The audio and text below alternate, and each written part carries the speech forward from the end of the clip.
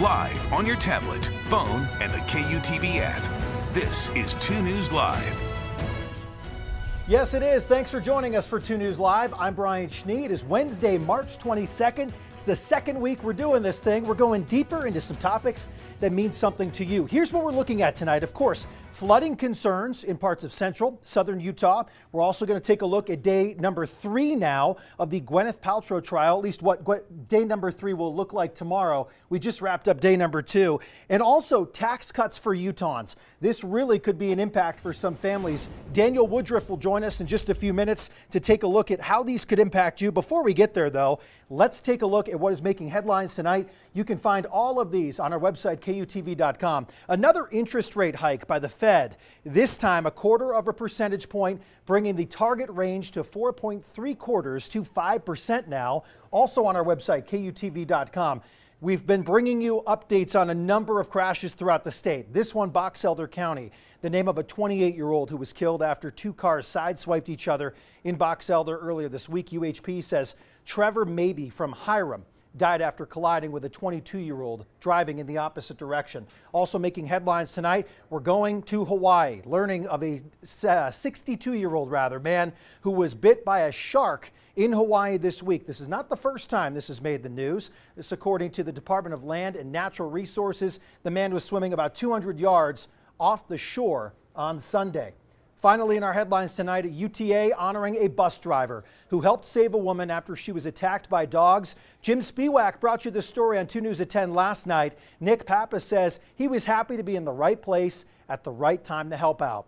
Check out all of these stories on our website right now, KUTV.com. But as we go in depth tonight, you can always get in touch with us throughout the show. Use the hashtag 2NewsLive. You can join the conversation. You can find me on Facebook, Twitter, Instagram. I was just talking to meteorologist Chase Thomason about TikTok. I'm even there too. Speaking of, it is Chase Thomason. We're looking at big numbers once again. Alta blew past the 700-inch mark today. We talked about Brighton yesterday. Alta passed that 700-inch mark, which is very impressive. However, Deer Valley and Park City, Brian, in that 500-inch club for the very first time in their history. That's amazing. Park City averaging, about 300. So this is, of course, well above normal. We look at this number, though, because we're thinking now at this point, maybe 800 isn't out of reach. Okay, so we're going to see maybe another 20, 30 inches by the end of the week and into the weekend. So say they're sitting at 730, 740. Now, I just did some digging for the month of April at Alta. They average roughly about 70 to 80 inches of snow. All right. So I think that 800 inch is definitely possible. Maybe here in about a month, we'll be talking about 800 inches up at Alta. All right, let's see what it brings. That's right. And of course, we're monitoring all the water in that snowpack, and our snow water equivalent is now up to 25.2 inches. Why is that important? Well, again, that's how much water is in that snowpack that will eventually come down and help fill up those reservoirs. And that's what we really monitor when it comes to our snowpack for the state. 187% of normal. You can see every river and basin well above average. Down in southern Utah, close to double, if not more than double, down in southwestern Utah, which is the all-time record for March 22nd today. The all-time peak record is 26 inches of snow water equivalent, and that might be in jeopardy by the end of the weekend with what I'm forecasting. There's going to be a lot more snow coming to the mountains, and that's what we're seeing right now here in northern Utah. Even a little bit of snow for the northern end of the Wasatch Front. Got a report of 5 inches of snow in North Ogden along the East Bench, mainly on grassy and elevated surfaces, not really sticking a whole lot to the lower valleys, but there might be a little bit of that road slush across the northern end of the Wasatch Front this evening, so please be safe. A little bit of rain and snow in Salt Lake and Utah County, where our temperatures are a few degrees milder, hovering in the upper 30s and low 40s. So we'll keep these rain and snow showers in northern and central Utah through this evening. You'll notice not as many overnight, but we could still see 1 or 2 for your Thursday morning commute. Also an isolated shower possible down in St. George Thursday morning. By the afternoon, we'll see more of these mountain rain and snow showers in northern and central Utah. So you might encounter a little bit of precipitation if you're driving from Salt Lake down to St. George, but there's a stronger storm moving in behind it by the end of the week and into the weekend. So when it comes to additional rain and snow, valleys might still see that rain-snow mix, but if you're along some of the benches and mountain valleys, you might get a couple inches of snow through tonight. Mountains, another 4 to 8 inches of snow. So a nice powder day tomorrow. But here comes the next cold front moving in by Friday morning. Take a look at the snow band developing for northern and central Utah. We might even see a couple snow showers down in southern Utah Friday morning, but this will impact that Friday morning drive with lingering snow showers through Friday afternoon. Then it's out of here by Friday night. Right now, looks like those valleys might get 1 to 4 inches. Could see a little bit more than that along the benches. So stay tuned to the forecast as we get a little bit closer to that Friday storm. Mountains and those ski resorts doing very well with 8 to 16 inches of snow. And it looks quite cold behind that front, especially for this time of year this weekend. St. George, we're going to be in the low 50s, isolated showers and storms over the weekend. 55 dry on Saturday, a few more clouds on Sunday, 51 degrees. Monday is your coolest day at 49. Folks, those temperatures about 20 degrees below normal. Salt Lake, a few rain and snow showers tomorrow, 47 degrees. Better chance for that snow on Friday, 39. 38 on Saturday with flurries. Normal is 57 in Salt Lake. By Sunday, we're drying things out, and boy, does it look cold. But by the middle part of the week, though, Brian, we might be seeing some temperatures climbing into the 50s, but there could be yet another storm rolling in. Interesting you talk kind of about this storm cycle just continuing to deliver. Yep. Something I've always been curious about. I know the lake effect only adds a smaller percentage point. About 5%. Is it still the case this year too? We're not seeing the lake effect really kind of shut off in the last storm cycle, the last couple months. Typically we get that lake effect early in the season when the lake water temperature is really, really warm. It's kind of cooled things off and you need a really cold air mass to get things going. So it has, brought us that champagne powder that we're really famous for, that really dry snow that we see at those ski resorts. But within the latest storm cycle, these atmospheric rivers, they're really not that cold, so we're not really seeing any lake effect. It's just a lot of tropical moisture. We sacrificed another powder day by bringing you the news here and not being. I know. We can go tomorrow. We can always go tomorrow. Yep. Thank you, Chase. As we continue to track storms, you can download our 2 News weather app to know about changes in your neighborhood. Get updated forecasts, live radar right on your phone. Easy to find, easy to do, and it's free. All right, we're covering southern Utah on 2 News Live as cities prepare for what could be flooding impacts. Depending on where you look, Washington County, parts of Kane County, Iron County. Amanda Gilbert has been down there this week. She's actually on her way back up, but she joins us after taking a look at conditions at Enoch after spending part of the day yesterday in St. George and what's being done to prepare for potential flooding. Brian, I've been all over southern Utah with my companion Oreo behind me here. I thought she deserved a debut, but we were in St. George yesterday. Today we've been in Iron County, and it's been raining on and off, more valley rain, mountain snow. We haven't seen a lot of flooding yet, but here is what we have seen. A lot of preparation. In Iron County, they are gathering around 100,000 sandbags. They're going to distribute those to especially the rural communities. Enoch's got about 12,000 of those, and they really just want homeowners to be prepared. They say pay attention to the forecast, and they're just keeping a close eye on the weather. We're going to have to see what happens, especially with the historic winter and the snowpack we've seen. Back to you. Amanda, thank you. Enoch is an area that experienced devastating flooding over the past few years. Iron County as a whole has been very flood prone. I spoke with an Iron County emergency manager today about the area and what residents should be doing right now. People talk about living in a flood zone. This is all a flood zone. This is basically the prehistoric Lake Bonneville, this entire region. So we're all sitting in a flood zone. We're at the foot of a lot of large mountains where snow accumulates and runs down. So, we're all prone to flooding down here. Some counties more than others. What concerns you most with the snowpack right now and the situation that is unfolding basically right in front of our eyes? Well, 2021 was a wake-up call. It hadn't flooded that much in a long time. And so we've done a lot of remedial work. We've done some widening of channels. We've done some dredging of channels. We've fixed a few of the problems. We think we're in pretty good shape for a normal runoff. What we're most concerned about, the county engineer and I, is if we get warm rains on top of the snow melt, then we may get a volume of water that we're not prepared to handle. What do you want your residents to know about what they still can do, and there's still enough time to do before temperatures ramp up here? those areas that if they were flooded in 2021, make sure that they're sandbagged, that they're prepared, that they've piled up some dirt, that they have, that they've just prepared their homes. For those who weren't, but may potentially be flooded this year, do the same. Make sure that your house is make sure the drainage ditches out in front of your house are as clean as possible. All the obstructions are out of them. Just make sure you're ready as possible. Tonight at 10, we're looking at Utah's incredible snowpack this year. That's right. We have Chief Meteorologist Sterling Polson. He's here to talk us about the story tonight that is creating renewed hope when it comes to the drought. But how many more winters would we need really to make a difference? Sterling, a few weeks ago, you got a little bit of a sunburn. You put on your snow boots, you went up to Alta, and you took a look at that historic snowpack. It was actually amazing to realize that I was walking on 12.5 feet of snow with 56 inches of water, snow water equivalent, and it's up to 57 now. And so it's just an amazing thing. Chase, how tall are you? Not very tall. 5'8". So you're 5'8", so that's 68 inches. Okay. So 10 inches below. So you'd be that water equivalent, if we take a look at Chase real quick, we can see that would be right about here. That's about how much water there is in the snowpack. That's the water. That's just the water. Just the water. All going to be coming down. It is.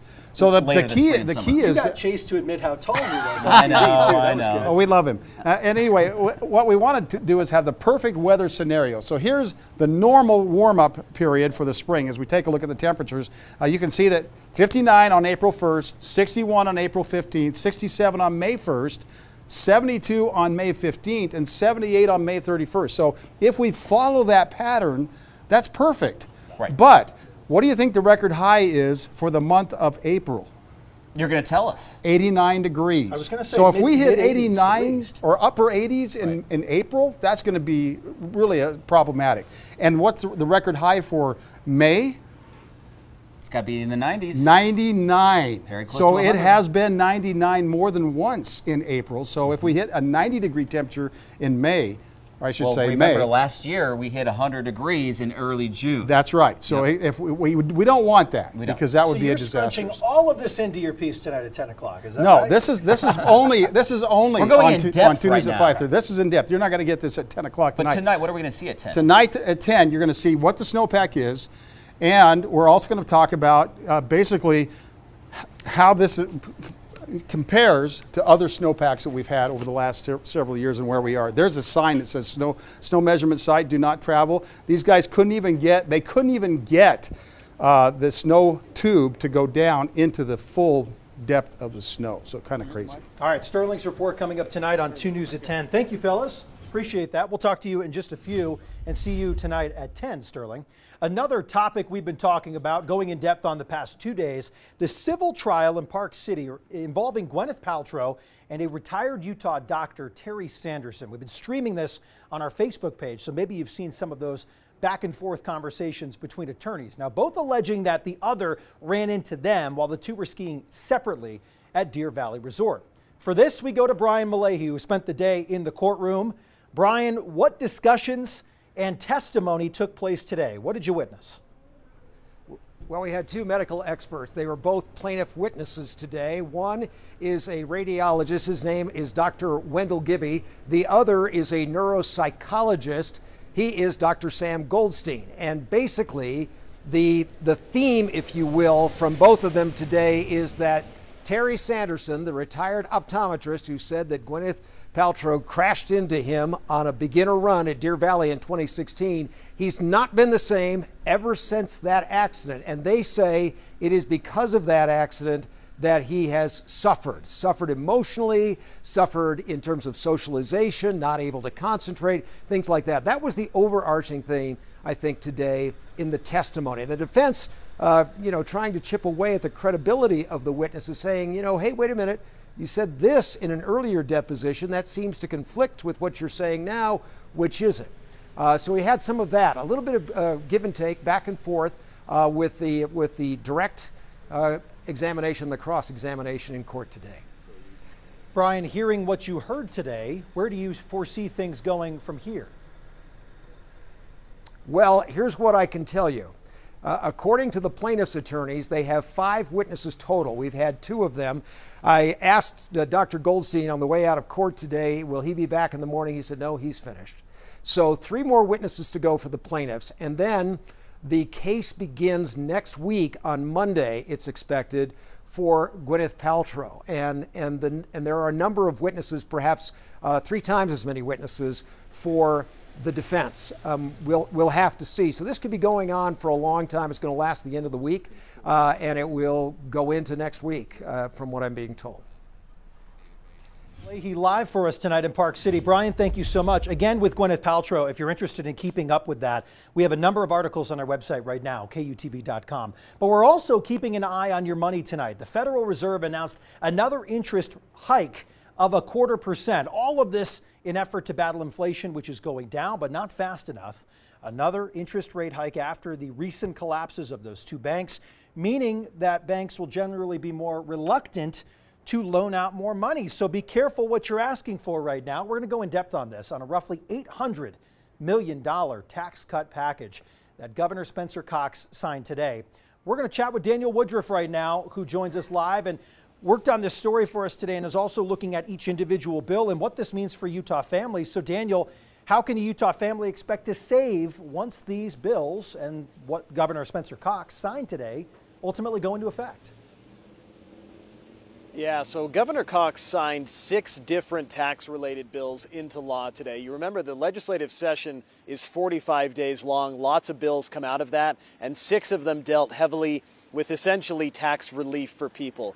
So today, Governor Cox signed one bill that's a major one that reduces the income tax rate from 4.85% to 4.65%. Now, most of you probably are like, what does that mean?